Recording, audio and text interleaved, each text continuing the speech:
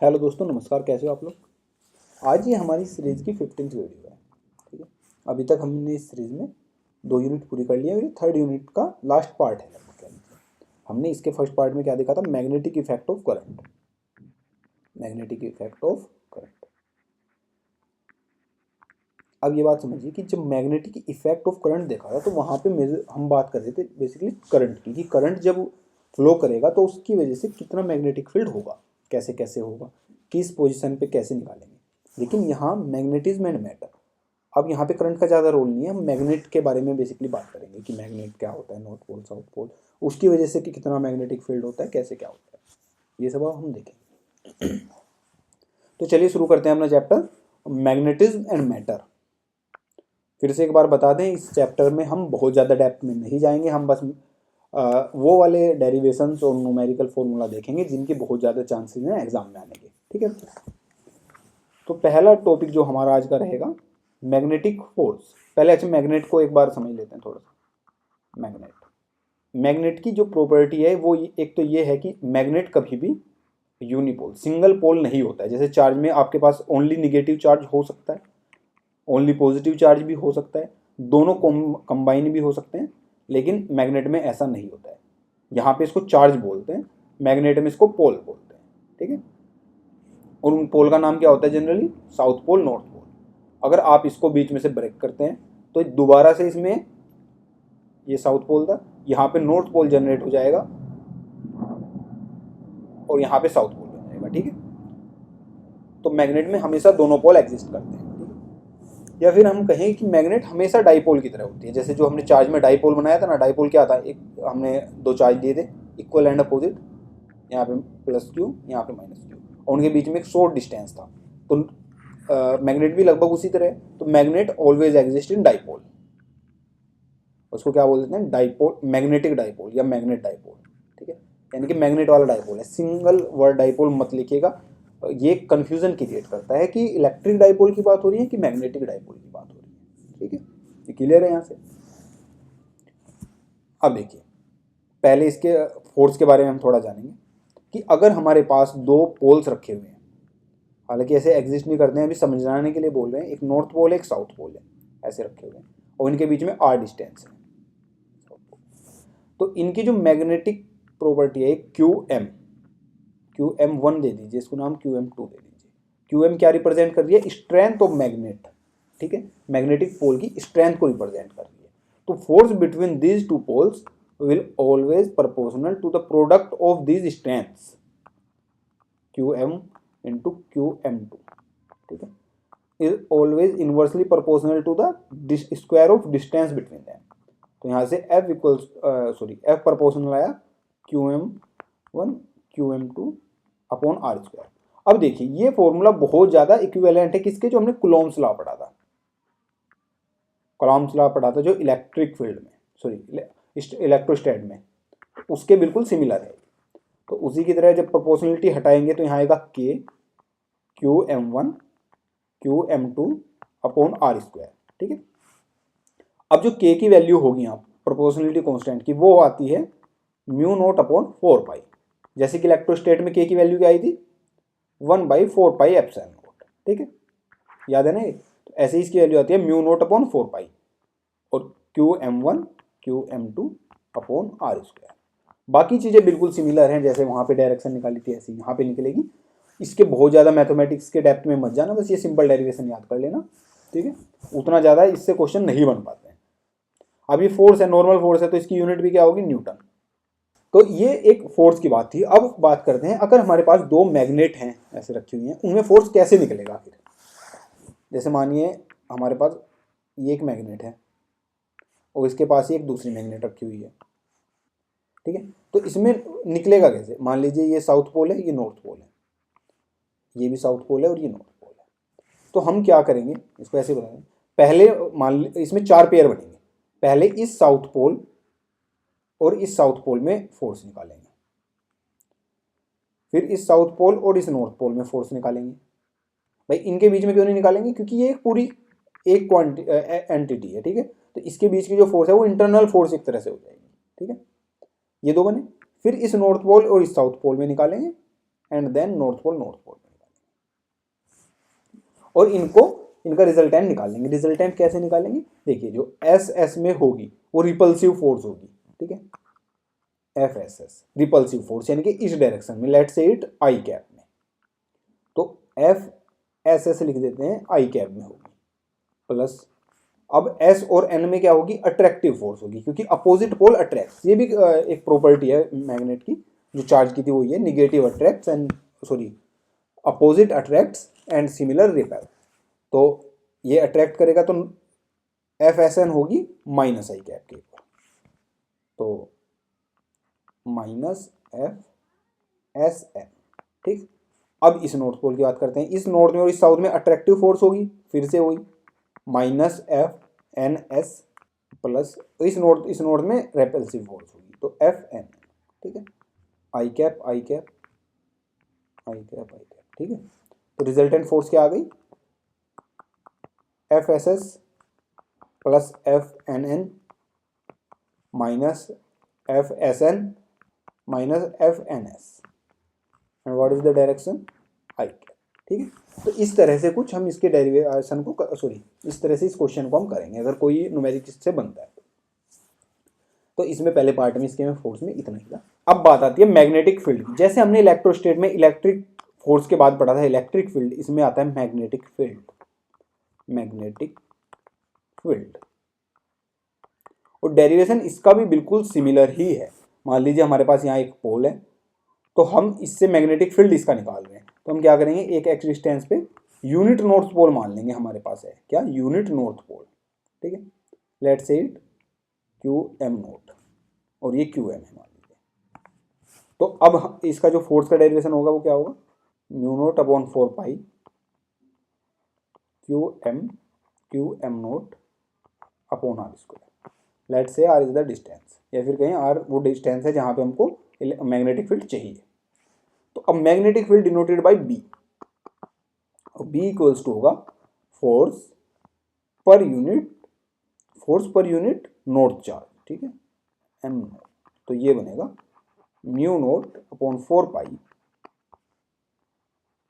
Q M by R square, और इसकी unit होती है टेस्ला, ठीक, टेस्ला डिनोट करते हैं टी से। मैग्नेटिक फील्ड के बारे में हमने पहले चैप्टर में ऐसे कि बहुत कुछ पढ़ा है, बट ये अलग तरह से हम इसको समझ रहे हैं। कहीं तो ये इसकी एक ये चैप्टर पहले होना चाहिए था, हमें पढ़ना चाहिए था कि मैग्नेटिक फील्ड होता क्या है, फिर हम करंट की वजह से मैग्नेटिक फील्ड निकालते, बट सिलेबस में इस तरह दिया गया है तो ऐसे समझ लेते हैं। मैग्नेटिक फील्ड ये आया जो हम पिछले चैप्टर में बार बार निकाल रहे थे कि बी क्या होगा बी क्या होगा, वो ये है मैग्नेटिक फील्ड, ठीक है, समझ में आई इतनी बात। अब क्या करेंगे, पहले चैप्टर की तरह ही, जैसे वहाँ पे क्या था, इलेक्ट्रिक फील्ड निकाला था अलग अलग चार्ज कॉम्बिनेशन की वजह से, यहाँ पे अलग अलग मैग्नेट कॉम्बिनेशन से निकालेंगे। सपोज हमारे पास एक डाइपोल है, डाइपोल क्या मैग्नेटिक कह लीजिए, साउथ पोल नॉर्थ पोल। अब हमें इससे मैग्नेटिक फील्ड निकालना है एट इट्स एक्सिस, ठीक है। लेट से 2L डिस्टेंस है इसकी, जल्दी जल्दी करते हैं क्योंकि पहले से आपको इलेक्ट्रिक फील्ड वाला वो याद है डेरिवेशन, तो इसको समझते हैं। 2L डिस्टेंस है, सेंटर से इसकी डिस्टेंस भी R है, ठीक है।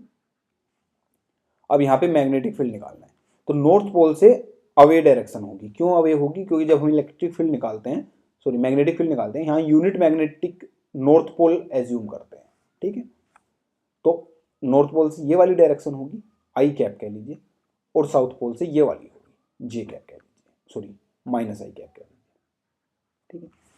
लिखते हैं इसको कैसे होगा, तो बी नोट कितना होगा, mu naught upon 4 pi Q M upon R square, और आर कितना है यहाँ से, आर है आर माइनस एल, वही वाला बिल्कुल सेम कैलकुलेशन है, आर माइनस एल स्क्वायर और डायरेक्शन आई कैप, और बी साउथ की वजह से कितना होगा, mu naught upon 4 pi Q M upon distance R plus L, ये एल हो गया है, आर प्लस एल का स्क्वायर, ठीक है, और direction will be minus i cap.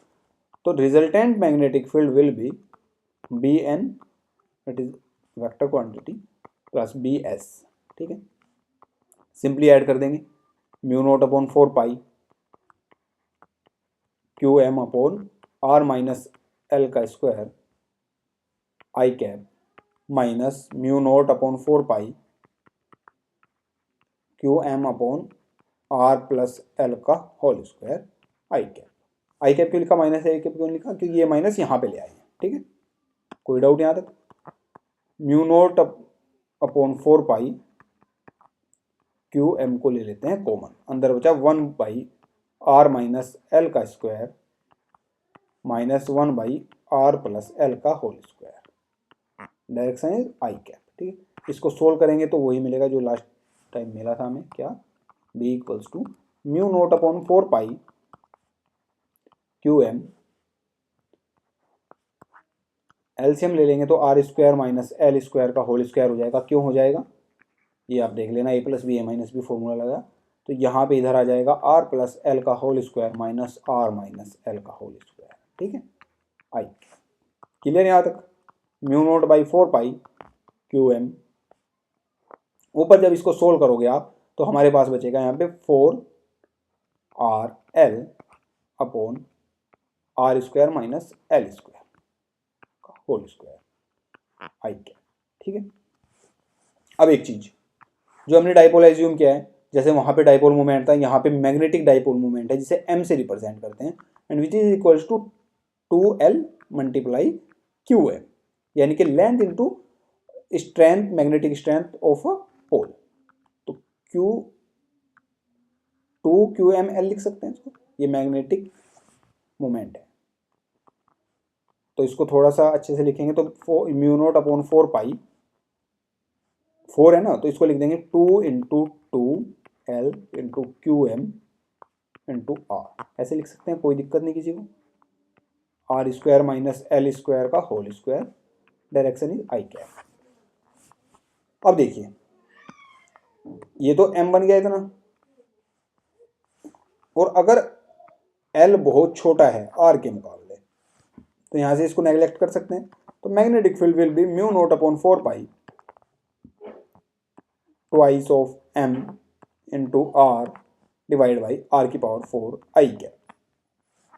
तो क्या बना ये magnetic field, B equals to mu naught upon 4 pi 2m upon R cube, direction will be i cap. तो ये हुआ मैग्नेटिक फील्ड का formula at axial point due to a dipole, magnetic dipole, ठीक है। अब सिमिलरली एक equatorial point पे भी निकालते हैं, इसका भी सेम ही है, यहाँ पे हम निकाल रहे हैं, ये डिस्टेंस r है,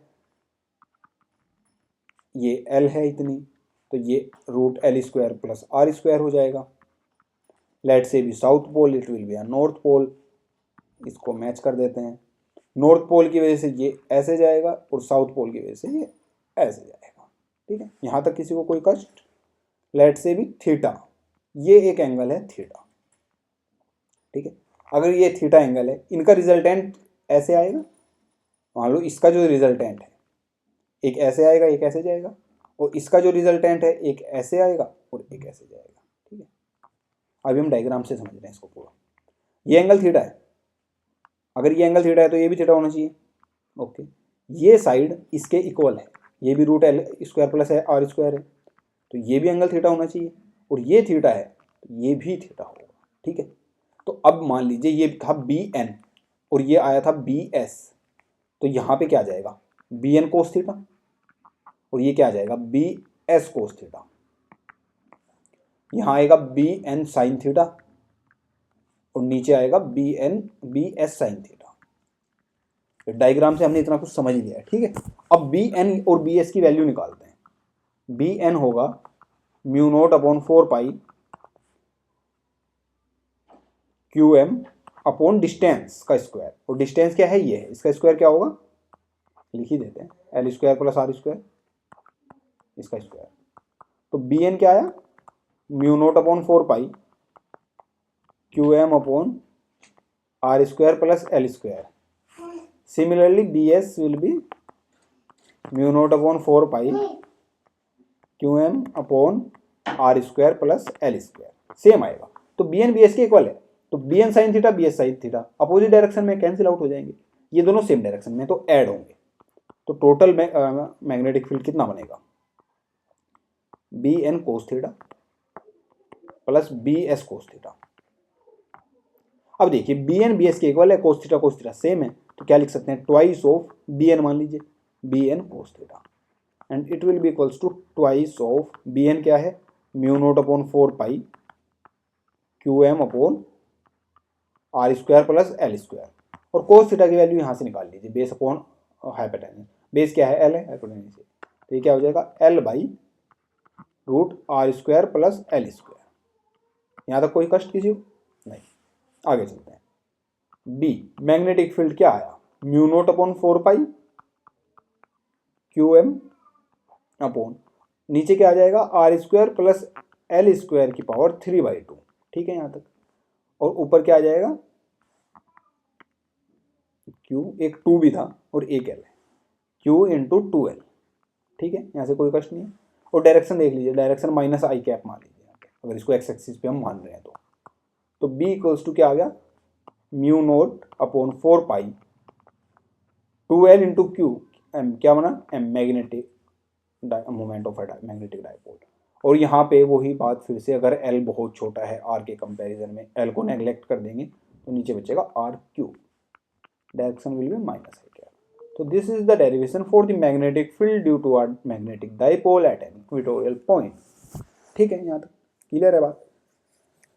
और ये बिल्कुल सिमिलर है इलेक्ट्रिक फील्ड के, मतलब अगर हम मैग्नीट्यूड की बात करें, वहाँ यहाँ पे M है वहाँ पे P आएगा, क्योंकि इलेक्ट्रिक डायपोल है, वहाँ पे इलेक्ट्रिक डायपोल मूवमेंट है, और यहाँ पे 1/4 पाई एप्सिलॉन नॉट आएगा। बाकी सब चीज़ें सेम है। अब इसमें एक बात बची है कि अगर हमारे पास पहले से ही एक मैग्नेटिक फील्ड है, हमें एक मैग्नेटिक फील्ड मिला हुआ है, let's say it will B, और वहाँ पे हमने एक डायपोल रख दिया, मैग्नेटिक डायपोल, ठीक है, तो अब इस पे टॉर्क बताइए। हमने ये क्वेश्चन पहले भी किया है, इलेक्ट्रिक फील्ड में सिमिलर है, ये नॉर्थ पोल है, साउथ पोल है, नॉर्थ, अच्छा देखिए अगर बी की वैल्यू कुछ भी है, मान लीजिए बी है, और strength of magnetic pole Q M है, तो फोर्स कितनी होगी, F equals to Q M B होगी, सिमिलर।